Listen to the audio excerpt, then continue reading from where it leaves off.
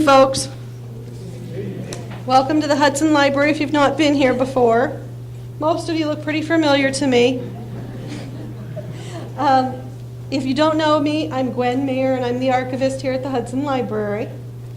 I have 3 small commercials, actually 3.5, and then we'll get to the speaker if that's okay. First and foremost, I always carry this with me, so it reminds me to tell you all, please mute them or silence them. They're kind of annoying when they go off in the middle of a speech and they get people sort of discombobulated. Second, in the back of the room, there's a wonderful lady named Kate, and she can wave. She happens to be the representative of the Learned Owl that we happen to love in this community, our independent bookshop. She is selling the author's books currently, and she will after the program as well when we have book signings in the back of the room. Third, next to the gentleman in the blue shirt, Mr. Larry, who's one of our wonderful technology librarians, there's a little box on the wall where we gladly welcome any free dollars or change that want to jump out of your pocket. We use the bills and money to defray the cost of bringing speakers and helping with their transportation. So if you feel so inclined, please deposit any extra dollars you may have there. We do appreciate it. Last but not least, there are also some of these in the back of the room with our upcoming authors. It's a wonderful brochure about the authors that are coming, and in case you don't know, this Thursday evening should be very interesting. I was just talking to Kate about this in the back of the room. The speaker that's coming Thursday, as in day after tomorrow, will speak. Her name is Eleanor Herman. She sent me an email this morning about flights. The Royal Art of Poisoning, Filthy Palaces, Fatal Cosmetics, Deadly Medicine, and Murder Most Foul. So she deals with royal poisonings. I really wanted to get a royal program in light of the birth of a baby and a certain marriage and another marriage that's going to take place soon. So it was very interesting that one of the few royal programs I could find spoke to royal poisonings. I'm not sure what that says, but I will tell you, and I've told some people quietly, she is coming in costume. So it should be a very entertaining program. On Monday evening, we have the wonderful, delightful John Dean. Some of you may remember him from the 1970s. He will be here on Monday evening with our friend James Robinall, and they will discuss Watergate and the similarities between then and now. Later in the month, we have George Mickelson Foy, who will speak on the SS El Faro, which was a container ship that went down in the Bermuda Triangle about 1.5 years ago, in case you aren't aware. Later, we have, in September, Inspector Oldfield and the Black Hand Society, which is actually set here in Ohio. And also in September, Caesar's Last Breath, Decoding the Secrets of the Air Around Us. It was a wonderful read. Most all of these books I have read and can tell you about if you have questions. Please make it a point to pick these up if you're so inclined. They're in the back of the room on the table where the author will sign, as well as where the Learned Owl is. An owl is, yes. Without further ado, Mr. Revkin is with us this evening. He's discussing a very important topic, the weather. Now, I was raised to believe that if you can't get along with another human being, you don't want to discuss politics, you don't want to discuss religion, and you certainly don't want to discuss your personal life, you can always discuss the weather. It's a topic we can all at least complain about. Mr. Revkin knows a little bit about the weather. He is a strategic advisor for the environmental and science journalism at the National Geographic Society. He will discuss his book. His book talks about the 100 meteorological milestones. I'll let him tell you about that. He currently serves as the strategic advisor for environmental and science journalism at National Geographic. He is the senior reporter for climate issues at ProPublica, and I'm not sure if you're all aware of what ProPublica is. He is formerly the Pace University Senior Fellow for Environmental Understanding, where he also reported on science and the environment.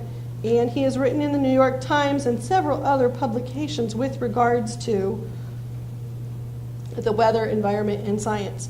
And most interestingly, he's also a Guggenheim Fellow. So without further ado, I'm going to hand this mic over to a gentleman that can explain the weirdness of weather. So here is Mr. Andrew Revkin. Please welcome him.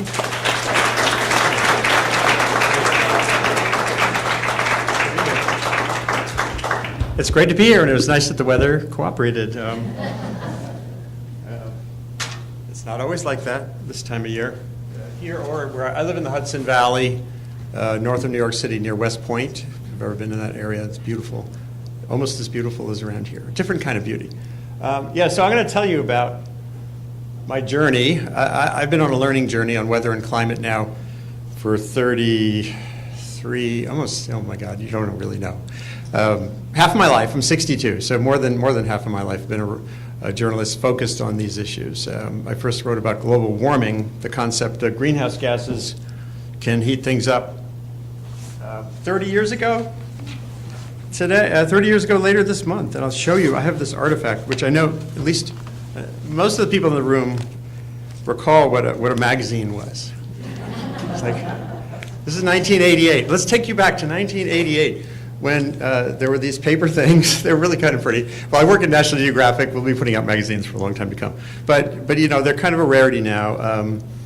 In that year, the concentration of CO2, carbon dioxide in the atmosphere, was 350 parts per million. It's tiny. It's a tiny amount. It's always been a tiny amount.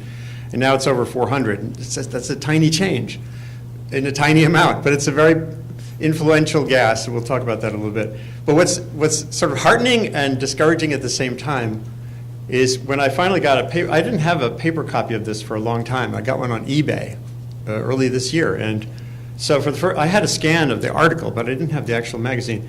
So back in 1988, when I was writing about global warming, the magazine was making money selling cigarette ads. It's a science magazine. I was a senior editor at this science magazine, and I don't recall us in the newsroom going, "Hey, why are we selling tobacco ads?" And so today, when I hear, you know, the growing debate about global warming and what to do or not to do, I get kind of chastened by knowing that these things take time. Risks emerge.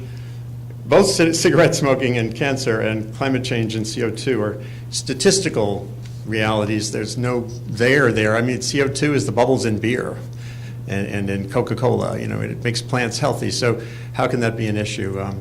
Well, part of what this book is about is the journey of science that's looked at that question, but it's about the whole question. This is my fourth book, and I'll take you through some steps here. Let me see if we can do this without screwing up.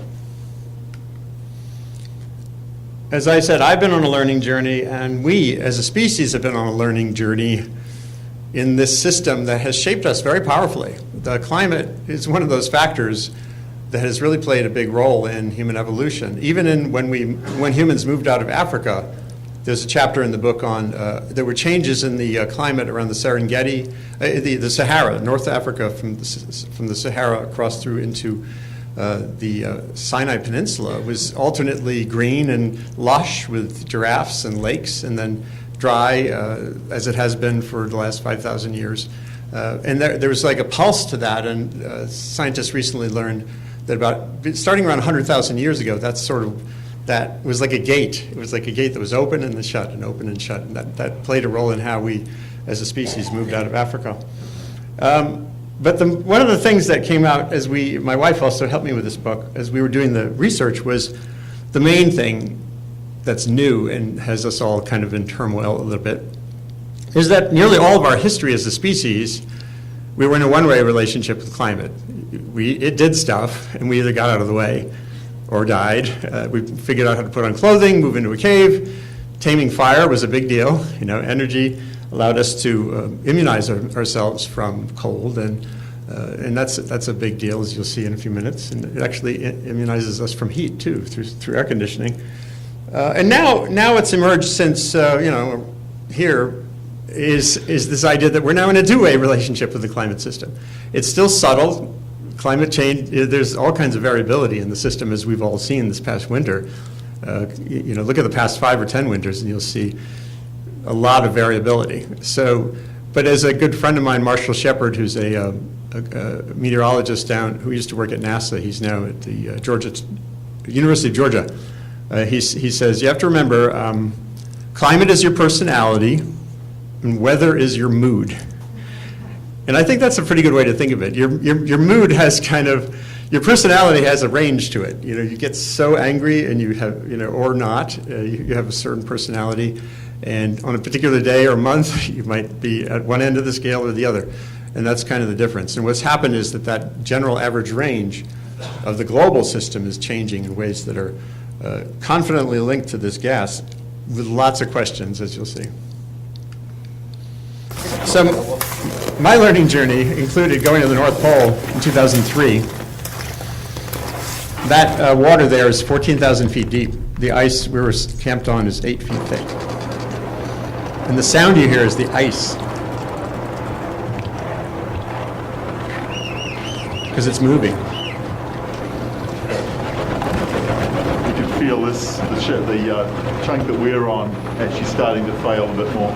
Probably hairline cracks up towards the heroes there. So does that mean we should back up? Not yet. You always jump over a crack. Remember that if you go to the North Pole. And that sound is the ice too. It was the most bizarre experience. I was doing a big article on research that these scientists went to the North Pole once a year in late spring, right at the point when the sun rises. The Arctic has a long, dark winter, and in late March, the sun comes up, and then it stays up, and it kind of goes in circles till September, and it's one long day. So we were camped on the sea ice there for about 3 days. And the ice is floating on the Arctic Ocean, unlike Antarctica, which is a continent with ice piled up 2 miles thick.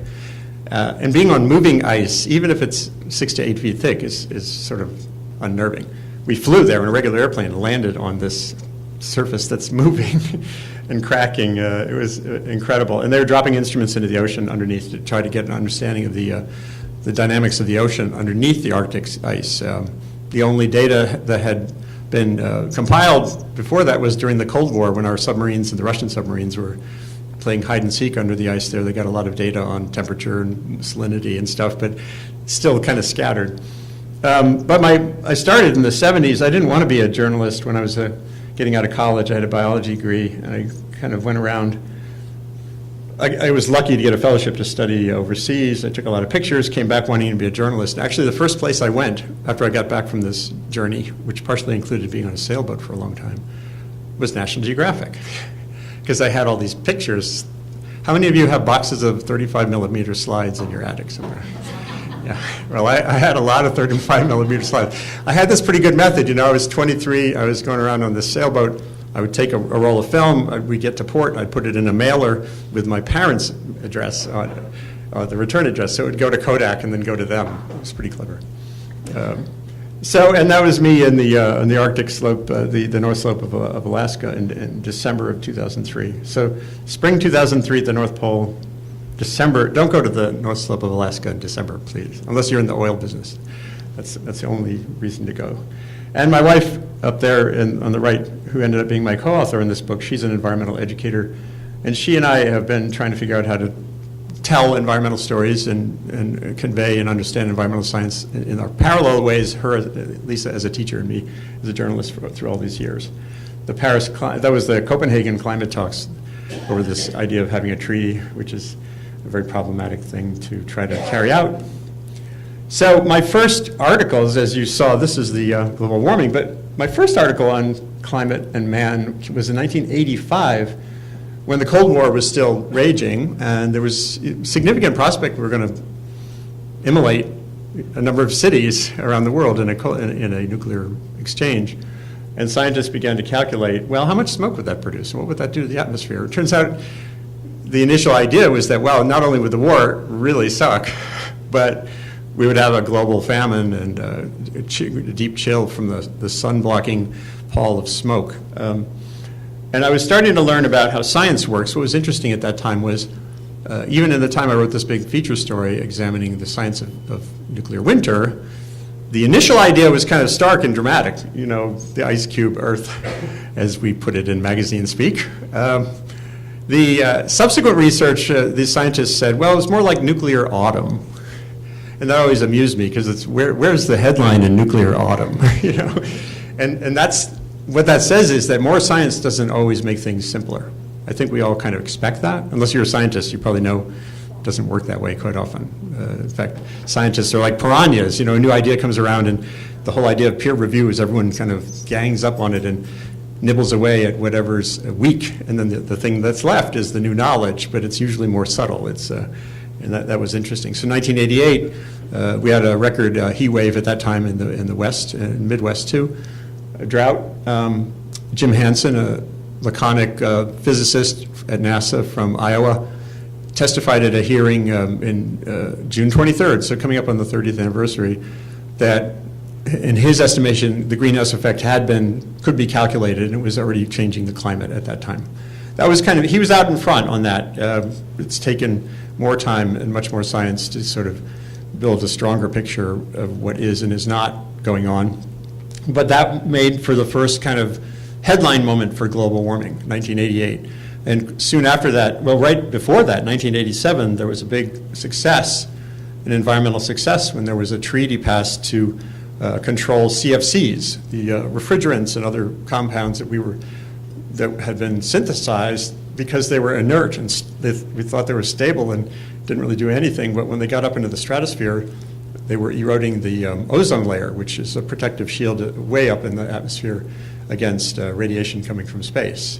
So that had already happened, Montreal Protocol it was called, and so 1988, there was everyone assumed, well, now we have CO2, carbon dioxide, we'll just have a treaty and pass laws and we'll kind of do the ssame thing. And it turned out to be much more difficult because CFCs, as I wrote in, I think it's in this story, I did a book in 1992, maybe it was that book, when there was this one European diplomat who explained to me, the difference is that you could get the CEOs of the companies that made this other chemicals into one room. There were 38, I think, companies that made chlorofluorocarbons. And so you could get them in a room, and they actually the industry had alternative chemicals for refrigerants and air conditioning and all that stuff. So it wasn't that hard, and it wasn't like a huge cost to the economy to change over the hairspray and refrigerants and propellants.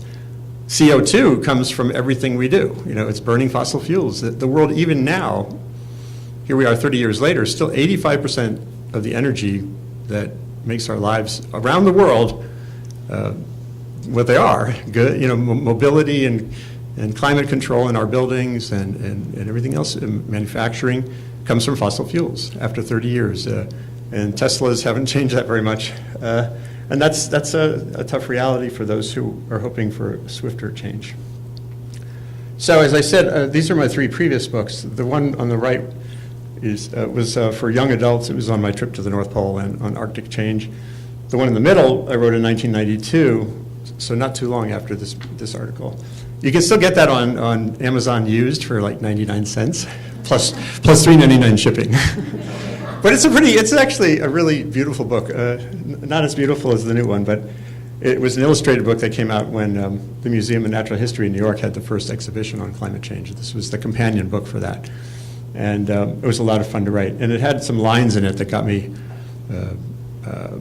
I'm actually in the scientific literature because I kind of proposed, well, if this is happening the way it is, it feels like we're actually leaving the Holocene. The Holocene is this geological period since the end of the last ice age, 11,700 years since the ice sheets went away. And it felt to me at that time like the science was saying we were beyond the Holocene. We were going out of the Holocene and into something you could call, well, now it's called the Anthropocene. I came up with a goofier name for it, Anthropocene. But because of those words, it was 10 years. And I said geologists of the future may well name this era for us. And I didn't realize the future was just going to be 10 years later, because the Anthropocene concept emerged the year 2000, 2002. And my first book in 1990 was on the burning of the rainforest in the Amazon, the murder of Chico Mendes, who was a rubber tapper who became kind of the face of the peoples of the rainforest. And that was related to this climate issue as well, because that summer, the same summer of '88, the space shuttle was over the Amazon, and they photographed these vast clouds of smoke, and people were calculating how much CO2 was coming out from those fires, and it was contributing significantly to the buildup of this gas in the atmosphere. And then I came to this, the newspaper world. I sort of started in the easy world of magazines, and writing a magazine story This probably took me a month or two to report and weeks to write and fact check. There were actually fact checkers. Newspapers don't have fact checkers. You just do your best, and the editors hopefully try to make the reporters do their best. And it's like an ecosystem of its own, not quite like the Amazon, but getting climate change stories through the filters of the news process is hard, because climate change, a change in a system that's implicitly turbulent and complicated, it's implicitly a hard sell in a newsroom. It's this background thing. Well, didn't we write about, I went to Greenland also, and I was writing stories about the reduction of the Greenland ice sheet and how that will relate to rising sea levels. But you'd get this kind of, I had a journalism professor at Columbia who talked about, he called it the MeGo factor, my eyes glaze over. That editors, and this is not just for climate stories, if it's a complicated story about cancer research or economics, you can see this, it's like in those Star Wars movies when the blast shield comes down. It's kind of like, well, can we get back to writing about the actual news? And so it was always hard. And the one thing that pulled it onto the front page, if you look at, I was on the front page many, many times, but most of the stories ended up being about the politics of the issue. Treaty talks, the Bush era antics with trying to, there was a report up by EPA leaves out data on climate change. There were a number of stories where the George W. Bush administration was sort of pressuring NASA and other agencies to not tell the full story on climate change, kind of like what's been happening lately. And there, when I got to the North Pole, that was also a front page story. It was at the bottom of the front page, though. So I thought, and I got back to the newsroom and everybody was busy doing their thing. I thought it was like this heroic moment. Anyway, so it was a learning journey for me, just being in the news environment like that for so long. I was at the Times for 21 years overall. And then because the story got complicated, I decided to start a blog at the Times. So this only appeared on the website. It didn't go in the paper, which meant I could do a lot. I had a lot more freedom, which was great. It meant fewer people saw it, which was not so great. But I was covering the issue in the way that I felt suited the complexity of the climate change question. There's so many issues about climate change. One is that it's every issue. It's economics, it's politics, it's psychology for sure. I'll talk about that in a minute. It's physics and oceanography, all entwined in ways that are still, the understanding has still got lots of uncertainties in it. One of the biggest questions, it's the same level of uncertainty as it was in 1988, is if the CO2 level in the atmosphere doubles from where it was in the 1800s, how hot's it going to get? And it's the same range it was 30, 40 years ago, sort of 3 to 7 degrees. And 3 degrees is manageable. 7 degrees is a catastrophe in many ways, especially if you live on the coast. But the uncertainty is real, it's deep, and it's pretty durable. The blog helped me to sort of interrogate the whole thing, day by day, in more of an interrogatory way. It was kind of fun. And now, here I am, 30 years later. I have a piece coming out next month in the magazine. It's an essay looking back and reflecting on what I've learned, some of the things that are in the book as well. And it basically, well, you'll see if you get National Geographic, it says that this issue is not what we thought it was. That because, as I said earlier, the Montreal Protocol, the Clean Air Act, the 1970s and 80s were full of these simple environmental victories. Nobody was against sewage treatment plants. The Hudson River got cleaned up. The unions loved it, Republicans loved it, Democrats loved it because it was a work project. It made the river cleaner. Clean Air Act the same way. Richard Nixon launched the EPA. On YouTube, you can listen to the greenest speech any president has ever made was Richard Nixon's 1970 State of the Union address. It's worth listening to. He says this is going to cost money. We have to do it anyway. It's the thing we need to do. It's fascinating. So this reflects on some of that stuff. So back to the book, though. Back in the Dark Ages.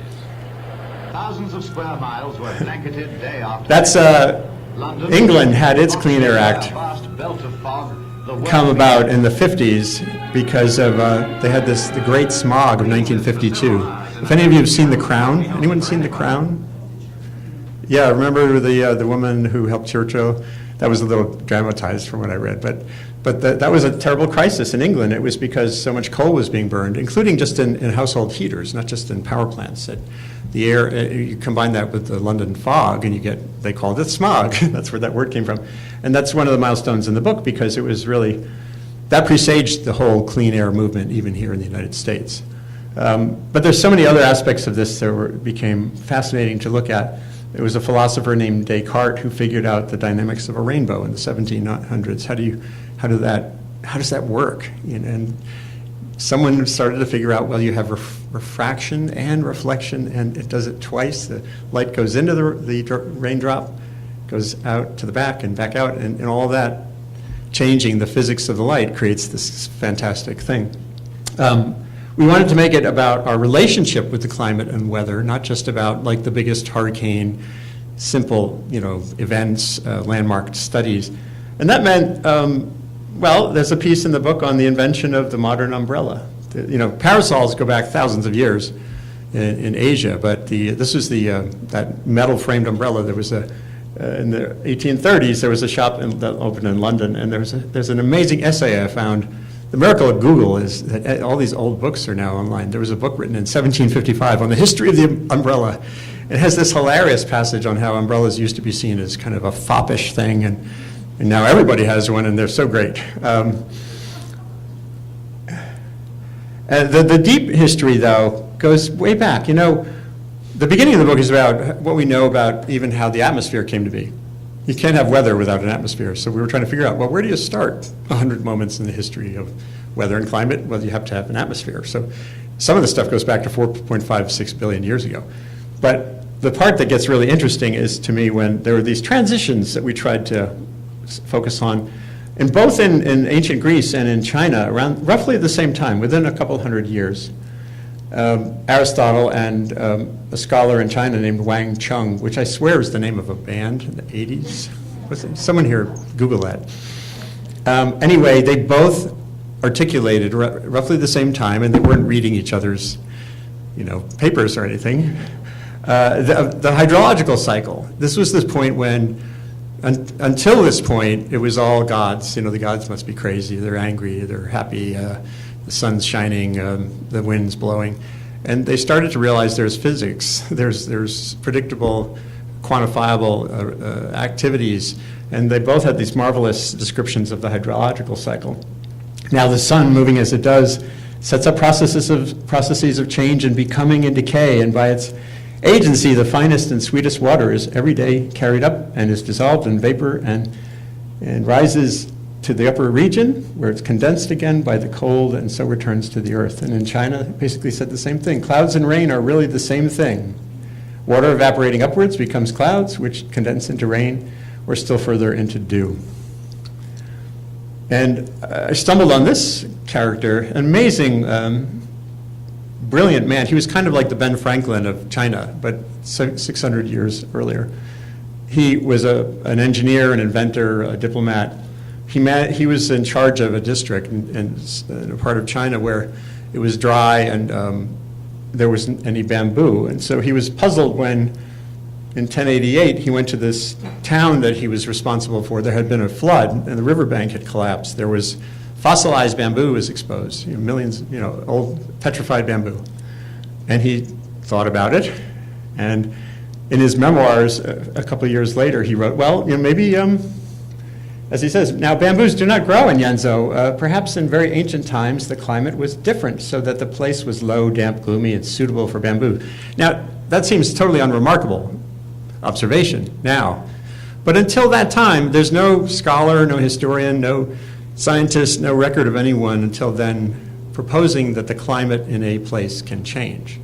All that earlier turbulence and drama was the dynamics of the climate system, weather, was understood in Greece and China and everywhere, but there was not a conception that the whole system could change until this point. It was fascinating. And I love this point too. I think we all are familiar with Galileo's inventions and his genius. And there was this point in Venice, at that time in Florence, the inventiveness, not just of him, but of others, Torricelli and others, they're making all these instruments. The thing called a thermoscope, which is like an early thermometer. But what I didn't understand until I found, he's now retired, there was a Dutch historian of science at Rice University named Albert van Helden. There's a fantastic website he put together called the Galileo Project. So if you want to learn more, just Google Galileo Project. And what he proposed, Van Helden proposed, is that Galileo invented the idea of temperature. He didn't just invent the devices, he invented the concept of temperature. Until that time, kind of like what I said earlier about climate, the Greeks had this concept of temperature. It was like warm, warmer, really warm, super warm, hot, hot, hot, hotter. Yeah, but there wasn't an idea that you can have a measurable increment until Galileo proposed that concept, and that was the beginning. Science. This was a period when science, sort of numerical approach to the sciences, measuring the world, was starting to become a norm. It's fascinating moment. And now we get to Ben Franklin, who has he's in the book 3 times, even though we know him mostly for things unrelated to weather, except of course his kite experiments. But and one of the things he's in the book for is the lightning rod, the design of which is still the same design he tested for the first time in 1752 on a building in Philadelphia. But he was fascinated with water spouts and tornadoes, and we stumbled onto a letter he wrote to a friend I'd have to open the book to get the exact day or year, but they were out riding, and he was out riding in Maryland with the governor of Maryland, and there was a whirlwind, a small tornado up ahead, and Franklin got on his horse, and he's whipping his horse. He wanted to catch up with it, and he wrote this letter describing his chase of this small tornado. He says, as it is common opinion that when shot fired through a waterspout will break it, I tried to break the little whirlwind by striking my whip frequently through it, but without any effect. So he was trying to disrupt the thing by whipping it with his horse whip. And so he's the first storm chaser, essentially. And that's what got him a second chapter in the book. He also helped to discover the Gulf Stream. His diplomatic work in France, he had gone back and forth. He was a frequent flyer, frequent sailor, equivalent of a frequent flyer. He'd gone back and forth across the Atlantic enough times that he realized the ships going in one direction were many days faster than the ships going in the other. And he started getting all this data from different ship captains about the rate of currents in different parts of the Atlantic, and helped to identify the Gulf Stream. What amazing. We don't have politicians like that anymore. And this, some of you probably know this story. I certainly didn't. We wanted to get into the book, what was the worst wildfire, with a sort of a weather-driven wildfire. And I always assumed it would be in the West. And it turns out it was in Wisconsin in 1841. It was the Peshtigo fire. Killed a couple thousand people, but very few people know about it because it happened the same week as the Great Chicago Fire. That got all the headlines. This was a vastly bigger tragedy. That cost a lot of money. It burned a lot of buildings, but this killed a lot more people. In the book, it contains this very, very stark description, a memoir of a pastor who was there when people were stumbling into the river and trying to get their animals into the river because it was the only way to survive the fire. And it was wind-driven, it was hot, and there was a lot of deforestation, a lot of trees being cut in the area. They think the fire, there are two different theories. One is that actually because it was contemporaneous with the Chicago fire, there was a thought that there was a meteorite that had fragmented and somehow triggered both. It wasn't Mrs. O'Leary's cow. But that seems to be still kind of an open question. The weather conditions and the wind were the same, and they were pretty close by, so there must have been some common element to them. But really a sobering reminder that these kinds of disasters don't just occur in the places we think they do. Now here's a Cleveland.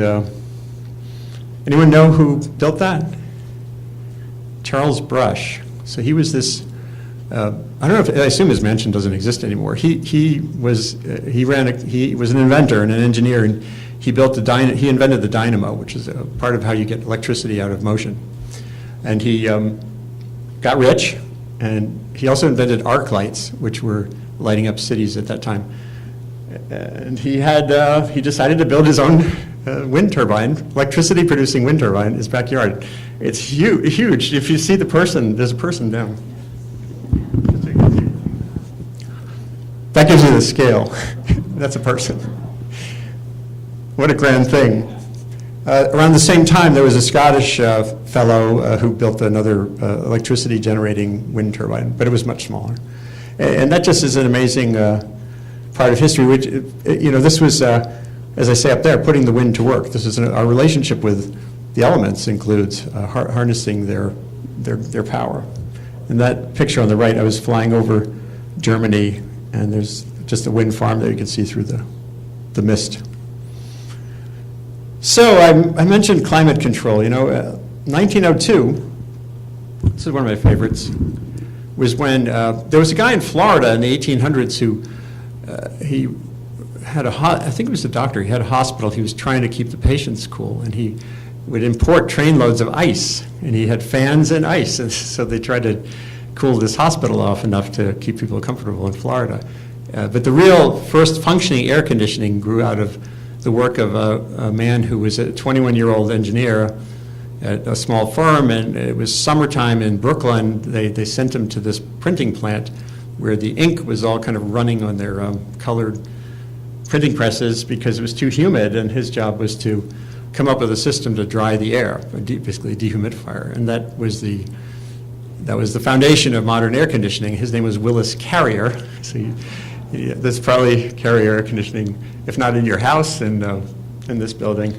And in 1919, his company, as they started to sell air conditioning more as a general thing, not just an installation in manufacturing plants, they called it manufactured weather, which I just love. If you go online, the Carrier company has this whole history section of its website on the history of air conditioning. It's fascinating.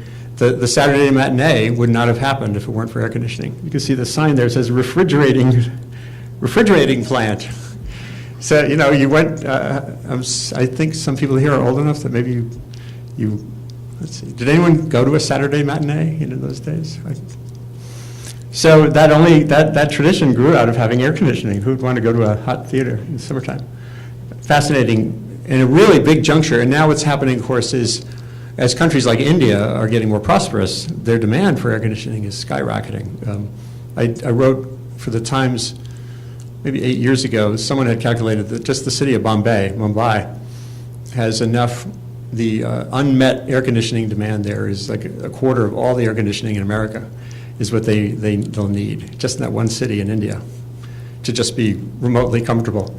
So energy is going to be needed, along with refrigerants, going forward in a big way. War and weather are intertwined in many ways. The book centers on the main piece in the book on warfare and weather was about Hitler and Russia. And there's a long history of Russia having its biggest ally is winter, and there's an image in the book of this fantastic drawing of General Winter. I should show it to you.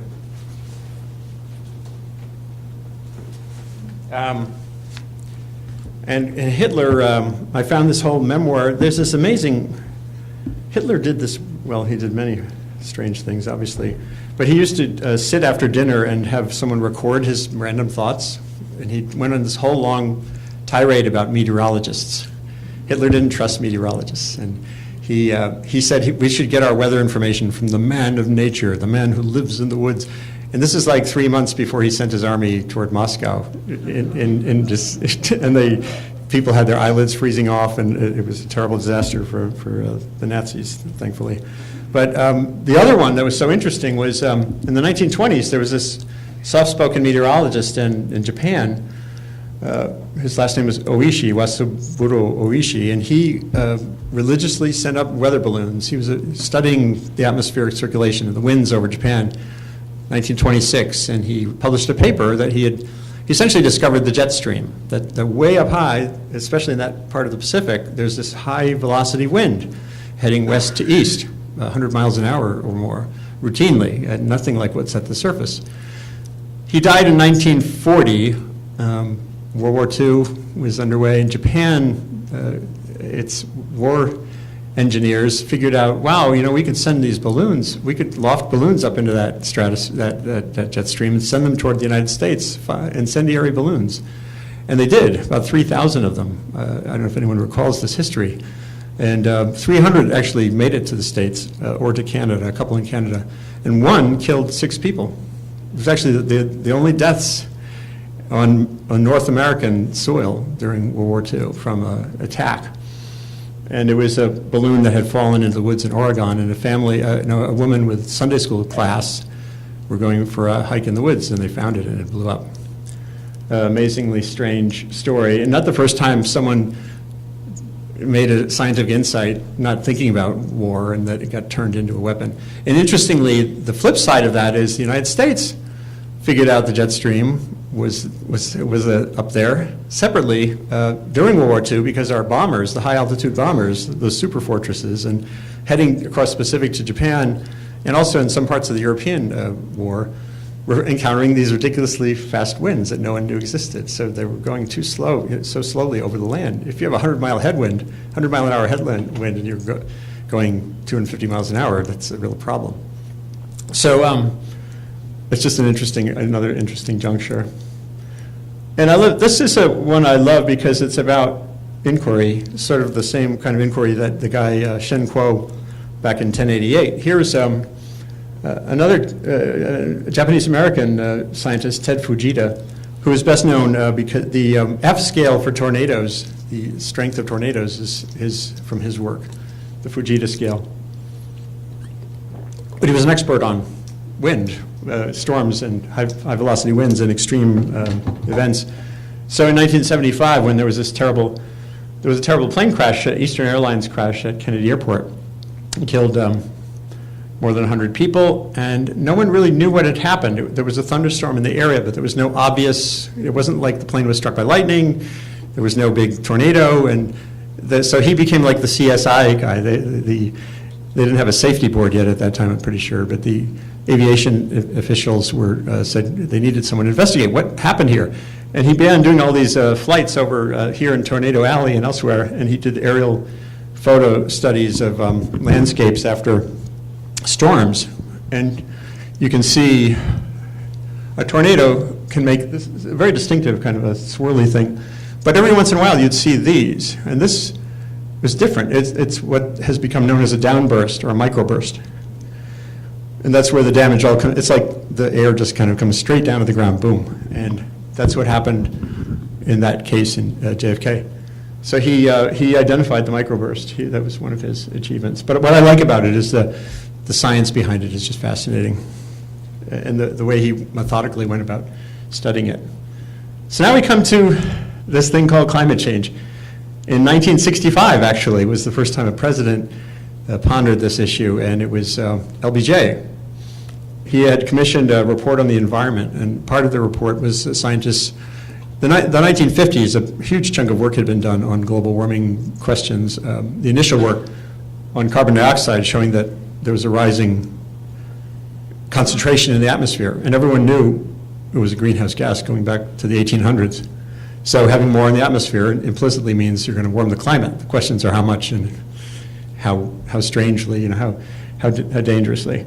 So he also encouraged Congress in a letter to Congress to make sure that the Clean Air Act that was being negotiated in the 60s at that time, leading up to 1970, had a forward-looking aspect to it. So the language is really interesting. It's a rarity, as far as I know, in our politics, to investigate potential air pollution problems before pollution happens. You're actually trying to get ahead of the game. What a weird concept, We just don't do that very much. We're very reactive, not just here in America. I mean, as a species, we tend to be reactive, not proactive.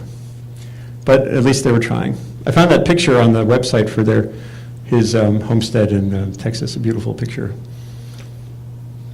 And we come, of course, to that moment in 1988 when I dove in on this wacky story. Jim Hansen gave his testimony, and newspaper headlines for the first time were digging in on this question. Now, as I said earlier, there's some paradoxes in all of this. That being one, I'd like to show this as sort of a humbling point, So here we were basically using cigarette ad revenue to sell global warming concern. I don't know what that says.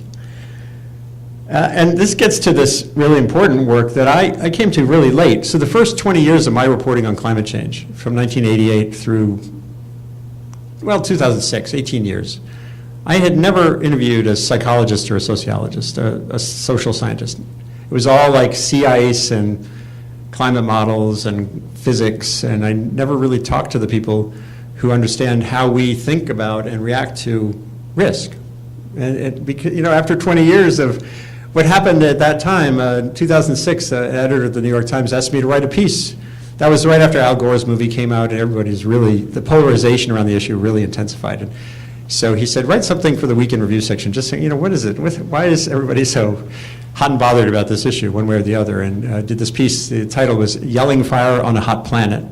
And it was all about the polarization and, to some extent, caricatures on all sides. The idea it's going to destroy the economy, the idea that it's going to destroy the planet, both have weakness. The idea that it's a momentous change in the climate system is completely robust, but that's very different than the way it was being played out. And one of the behavioral scientists I got to know was this guy, Dan Kahane at Yale, at the law school actually, but he studies human perception of risk, and not just climate change, or attitudes on issues that are polarizing: abortion, nuclear power, vaccines, and global warming. And he's found what was really troubling thing to hear from the standpoint of a communicator, a lifelong journalist. My presumption, and most scientists' presumption, is that more information will lead to enlightenment, and we'll all understand something and act on it. And his work showed that when an issue becomes polarized, more understanding actually makes it more polarized.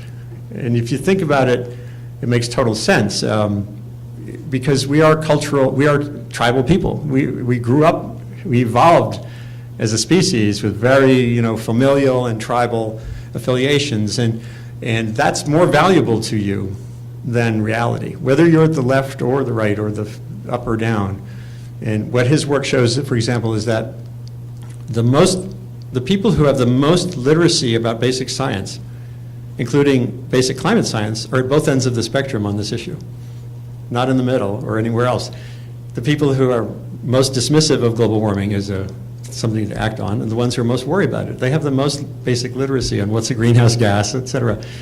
And again, as a journalist, that was kind of an existential challenge. Well, what do I do with that information myself? And it turns out that that it does lead to ways to move forward on things like smart energy choices and on reducing vulnerability to climate hazards, whatever's driving them. If you put this global warming concept in the middle of the debate, it becomes completely counterproductive, because it's so vague that it is whatever you want it to be. So if you're conservative, or it becomes this, it's Al Gore. You see this big bubble of Al Gore's face pop up in front of you, and if you're a liberal, you see Rush Limbaugh's face pop up in front of you, and it just causes everyone to go to their corners. And when you could actually have a really solid discussion on what do we want our energy system to look like 50 years from now, that kind of thing. So it got me writing a lot more about that stuff. And there's divergence everywhere. I spent an hour with Bill Gates, who at that time was the richest man in the world. Not anymore, thanks to Jeff Bezos. And he has a very particular view of the climate problem. He's throwing $1 billion at it and encouraging other billionaires to do similar things. And their work, to me, has big limits. The kind of research that needs to be done is beyond the time scale of what a billionaire can even do. It's basic science that we've all disinvested in, whether Republicans and Democrats in Congress or the White House, hasn't mattered. The basic energy research in this country has gone down, down, down. And also, not just here, Europe as well. And Jim Hansen and Bill McKibben, Jim Hansen, the scientist who was there in '88, he and Bill McKibben is the liberal leader of the 350 movement. They're totally in sync on the problem. They've chained themselves to the same fences and stuff. But they have completely divergent views of what to do about it. People don't really understand. Most people don't realize that. Jim Hansen is very much a proponent of nuclear power. He thinks that renewables can't possibly do the scale you would need to get through this thread, the needle we're facing. And Bill McKibben is all about small renewable stuff. So that says to me, setting aside the bigger debate about global warming, it says to me that understanding that we're all going to be have diverse views on this issue is step one toward having some kind of cogent discussions about what we want our energy system to look like in the future and what we do about vulnerability to disastrous climate change. I mean, climate hazards, whatever's driving them. Like, for example, tornadoes, there's no evidence that tornadoes in any way are being influenced by global warming. So, and I still see sort of progressive, liberal activists throwing them into the mix of things to worry about global warming. Actually goes the other way. So what do you end the book about? You know, the book is like a history of our relationship with the climate and weather. And I decided to end it with this work I had been reporting on since 2003. At that time, 2003 was the 25th anniversary of the Science Times section of the paper, the science section, and we did this whole special issue on questions, big unanswered questions, and one of them is, when will the next ice age come? And I interviewed a bunch of climate scientists, and that tiny little sliver of CO2 that we're doubling to a still tiny portion of gas is more than enough to create this heating effect sufficient to put off the next ice age for probably 100,000 years. I mean, you can't say that for sure. And studies of climate history show that normally we would be on this long glide slope now toward a new ice age. So as long as we maintain a technological civilization and some kind of capacity to act on the basis of science, we're probably not going to see another ice age on the planet. So the article is about, this last one is about this idea that we're coming to this point of grappling with managing our relationship with the climate system one way or the other. That I think anyone who thinks that we would let the ice age come back if we thought there was a way not to, would be silly. Of course not. So that means we're going to be managing the climate system one way or the other, setting aside this issue of global warming. If we maintain our interest and capacity in science and technology, we can do that going forward. So I'll stop there and we can talk a little bit. This is this great, speaking of science and capacity, this was the Cassini mission, which sent this little satellite way past out through the solar system. And this is the picture of Earth looking back at Earth from Saturn. And it's good to remember all this debate and everything we're doing and think about and all our prattles over who's in the White House or whatever. It's all in that little dot, as Carl Sagan said. So thank you very much. I'm here and happy to answer some questions.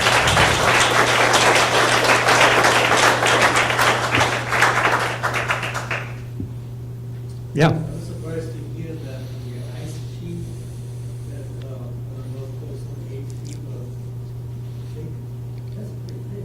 Yeah, the ice, I'll repeat the question. The ice that we were camped on the 2.5 mile deep ocean, at that point was about 8 feet thick. And that's actually very thick. You know, the sea ice floating in the Arctic Ocean has been getting thinner. So even this past winter, it didn't really refreeze very well because the system is warming. So even with constant darkness and 20, 30 degree below zero temperatures, the ocean had absorbed enough heat in the summertime that the ice doesn't sort of refreeze. They have what's called multi-year ice. That's the ice that lasts through a summer and then gets thicker and thicker. That the amount of the ice that has that thickness that we camped on is greatly reduced from what it had been. And in the summertime, sometime later this century, it's still not quite clear how soon it'll be open water across most of the Arctic Ocean in the summer, like August, September. But at that point, we were there in April, and you know, the thing that was hard was figuring out where to land. The Russians have been going out to the North Pole for 15 years, 20 years now, I guess. They make a camp for tourists to go to.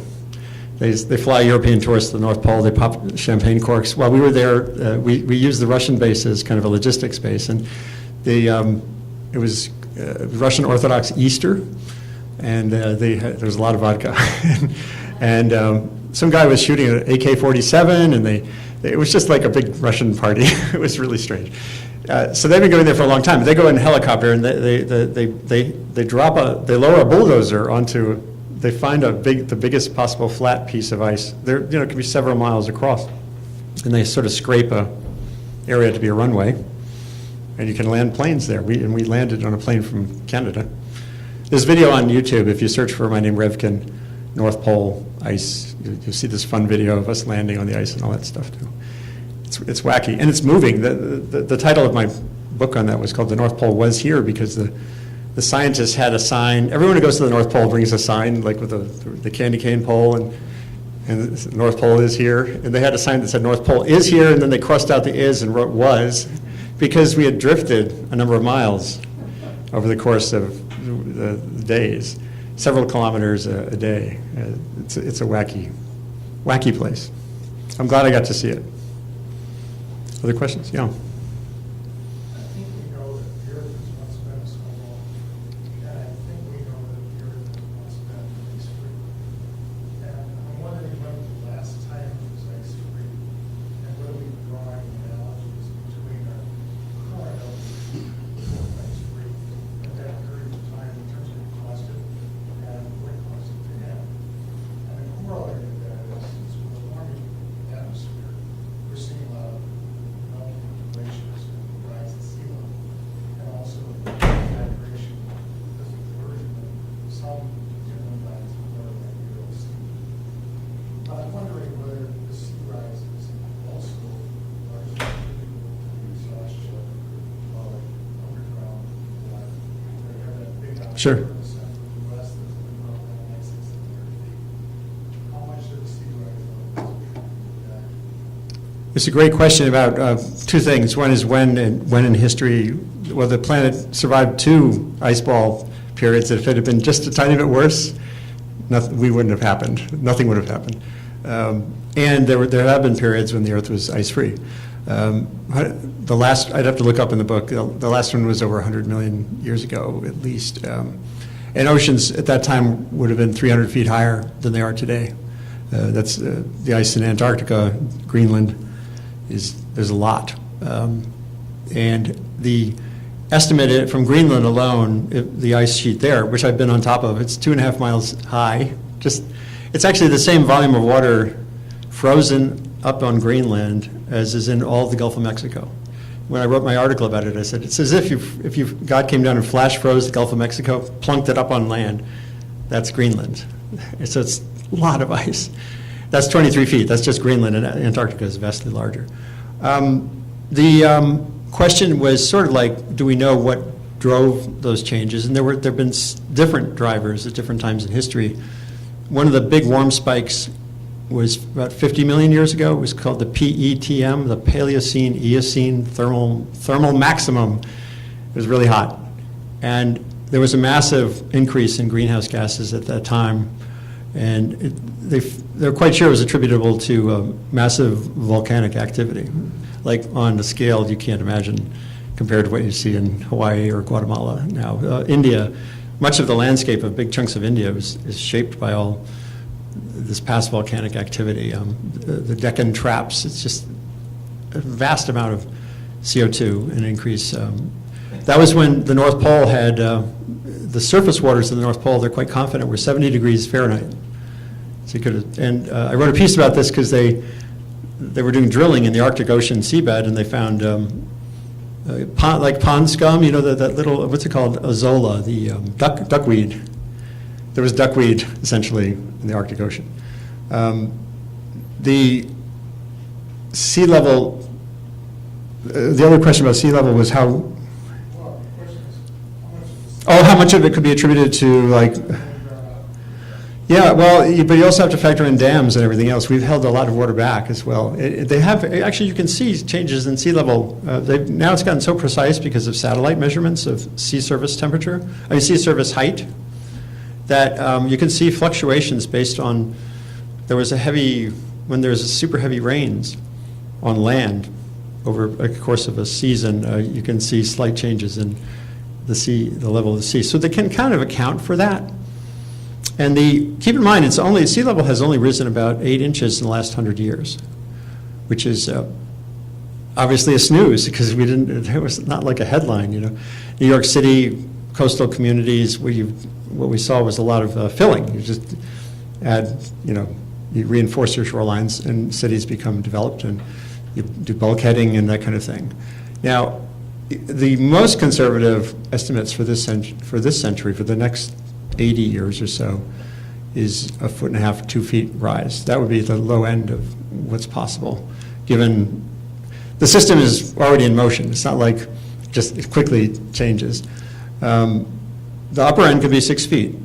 Highly, I wouldn't say unlikely, but it's impossible to know. The factors that lead to that difference, like I said with temperature, that range of uncertainty and how warm it's going to get. It's very similar to the range of uncertainty and how high seas could rise in the next 80 years. What's really clear is that over the next 3,000 years, sea levels will rise meters, many meters.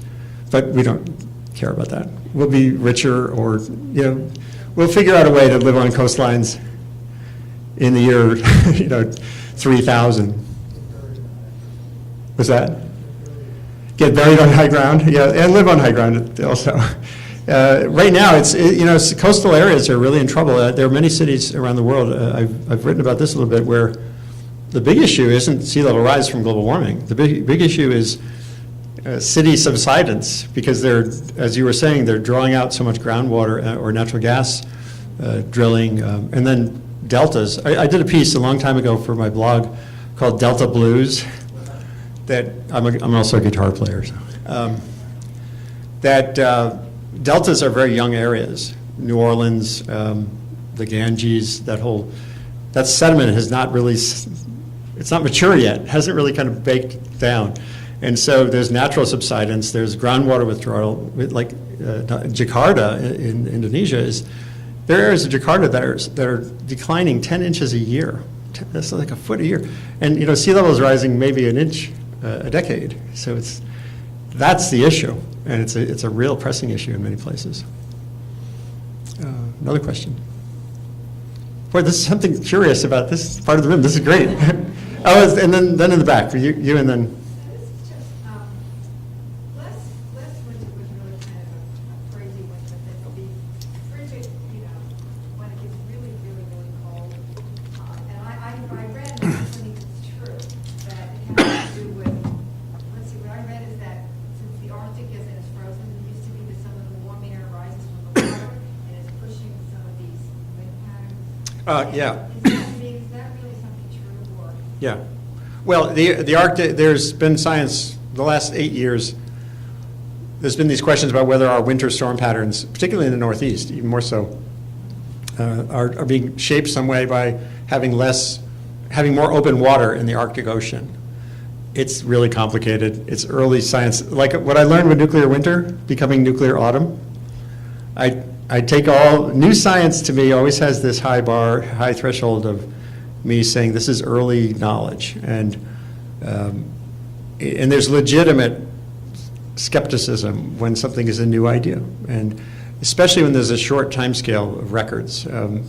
Like for sea ice, there's only really good records for sea ice going back to 1979, when the first satellites were able to track sea ice patterns over the Arctic Ocean.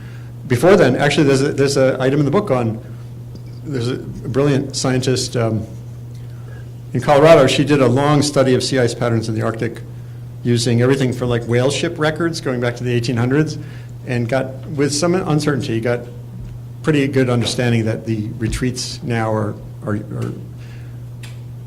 unique, at least since 1855. But even that's a short time scale. I've become very chastened also by studies of paleoclimatology. There's all kinds of evidence out there, and tree rings, sediment layers in lakes that give you a sense of what past climates were, including storminess. And it's very sobering work because it shows you that a lot of what we think of as extreme now isn't extreme at all. It's just rare.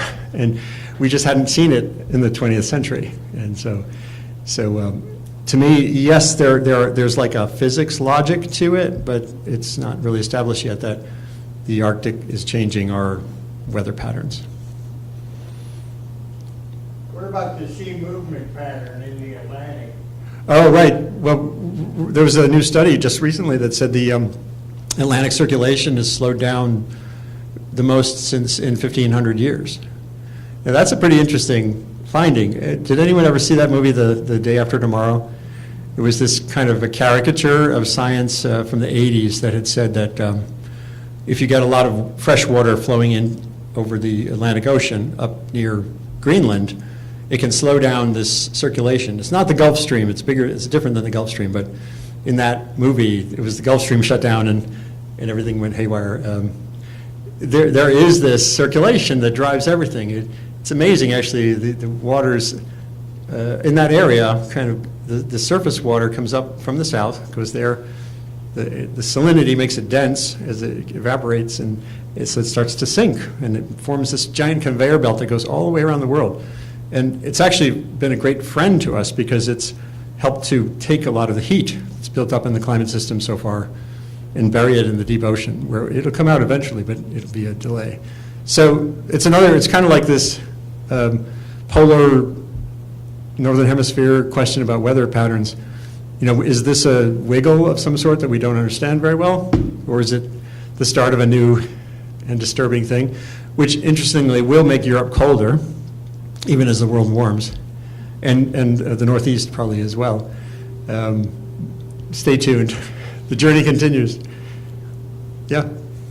So in both in your early book on global warming and in your talk tonight, you talked about the idea that human activity is such that natural systems are in many respects human-affected or human-dominated systems. And you made the comment at the end that if we thought or that an ice age was approaching, we would, if we could, try and stop it.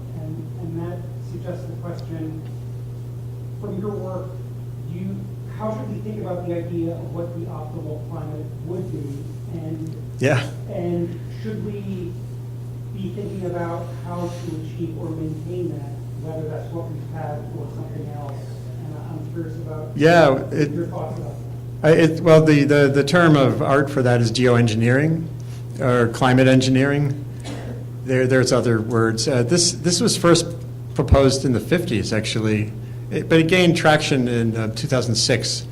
Paul Crutzen, a famous scientist who helped identify the ozone problem, among other things, he said, we're going to need to do this. He said, we're too wedded to fossil fuels.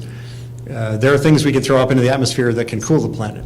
And so we have to start doing work along those lines. And basically, it's the same stuff that volcanoes throw up into the atmosphere. Not every volcano. The ones, Pinatubo in 1992 in the Philippines, it has to get, the ejection from the volcano has to go up into the stratosphere, so way even above where jets fly, because only there can it last for several years. And it creates a veil of particles that can reflect sunlight, so it's kind of a solar veil to counteract warming. There's huge complications with how that might play out. Scientists are studying the question using modeling. There's been no experiments yet to, even in a small way, to test whether we can kind of create manufactured, we have manufactured weather. Can we sort of manufacture volcano cooling and manage it?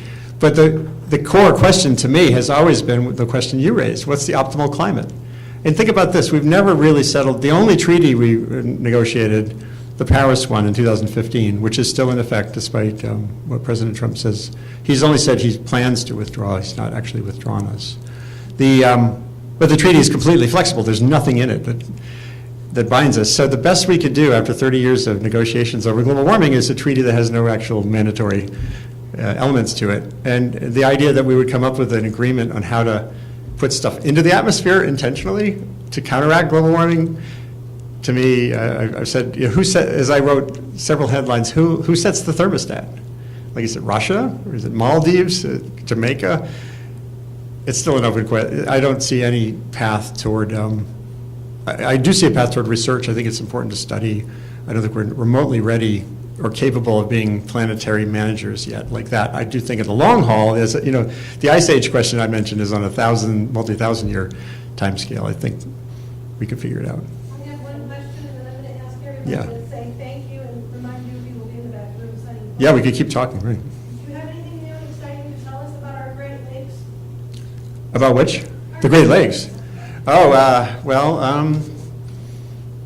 not really. When they're amazing bodies of water. I love them.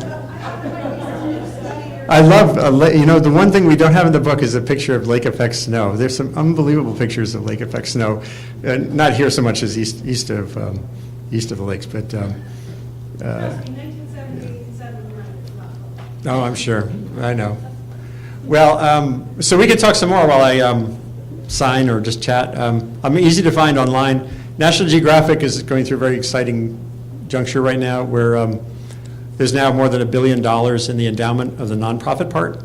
And so we're actually giving out grants for the first time. It used to be just a magazine and books and a TV channel, and now there's the nonprofit side, which has always paid for people to go to the Himalayas or whatever, is now going to be much bigger.